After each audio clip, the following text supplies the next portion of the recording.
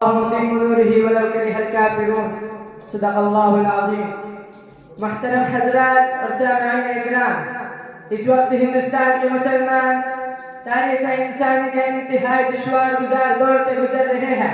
مصائب و مشکلات کے طوفان بلاخیز میں گھرے ہوئے ہیں. آلام و مصائب نے ہر طرف سے احاطہ کر رکھا ہے. ایک طرف اسلام اور اسلامی آثار و روایات کو مٹانے کی ناپاک کوششیں کی جا رہی ہیں، تو دوسری طرف مدارس اسلامیہ کا پورا ڈھانچہ باطل کے شکنجے میں ہے. پورے ملک میں مدارس پر زبردستی الغار ہو رہی ہے اور عالمی سطح پر دینی اداروں کے خلاف ظاہر افزانی کی جا رہی ہے. کوئی دن ایسا نہیں گزرتا کہ فرقہ پرست تنظیم کا کوئی اہم لیڈر مدارس اسلامیہ کے خلاف حرج اصرائے نہ کرتا ہو. کبھی ان اداروں کو قومی دھاروں سے منحرف بتایا جاتا ہے. ایک طرف مدارس پر بنیاد پرستی کا الزام تھوپا جا رہا ہے، تو دوسری طرف انہیں ناپسندیدہ عناصر کی آماجگاہ بتایا جا رہا ہے. آج مدارس کو ملک مخالف سرگرمیوں میں ملوث ٹھہرایا جاتا ہے. غرض یہ کہ مدارس کے خلاف فرقہ پرستانیت کھل کر سامنے آ گئی ہے. اب باطل سر چڑھ کر بولنے لگا ہے اور تعصب سینوں سے نکل کر سڑک پر آ چکا ہے. انتہا پسندیدہ مسلموں کی نظر میں مدارس اسلامیہ کا وجود ملک کی داخلی سلامتی کے لیے سب سے بڑا خطرہ ہے اور دینی اداروں کی سرگرمیاں ہندوستان کے تقدم و ترقی میں مانع ہے. حضرات گرامی، جب فکر کو سوال آ جاتا ہے، جان و دماغ پر مردگی کا شکار ہو جاتے ہیں، احساسات و جذبات مفلوج ہو جاتے ہیں، تو حقیقت کا انکار ہونے لگتا ہے، بدیہیات کو ٹھکرا دیا جاتا ہے، حقائق پر پردہ ڈال دیا جاتا ہے.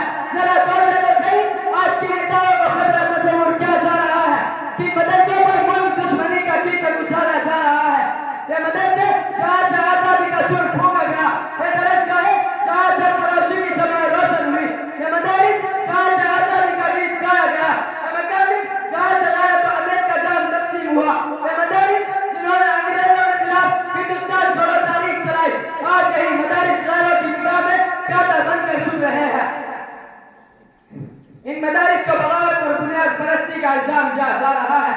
سامعین اکرام، پوری دنیا اس حقیقت سے واقف ہے کہ مدارس اسلامیہ امن و سلامتی کا ضامن ہے. یہاں سے امن و امان کا پیغام ملتا ہے. ان اداروں میں حکومت کا چاندی کا جام پلایا جاتا ہے. یہاں اپلبندی اور ملک دوستی کا سبق پڑھایا جاتا ہے.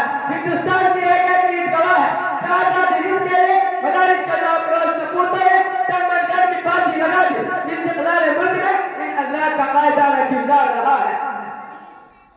حضرات گرامی، اگر سنجیدگی سے غور کرے تو ہمیں معلوم ہوگا ان اداروں کی مخالفت صرف اس لیے کی جا رہی ہے کہ ادارے قرآن و سنت کی تعلیم دیتے ہیں، ایمان عقیدہ کی مضبوطی کا جام پلاتے ہیں. یہ ادارے فرقہ پرستوں کو تصاویر پسندانہ عقائد کی راہ میں قائم ہے.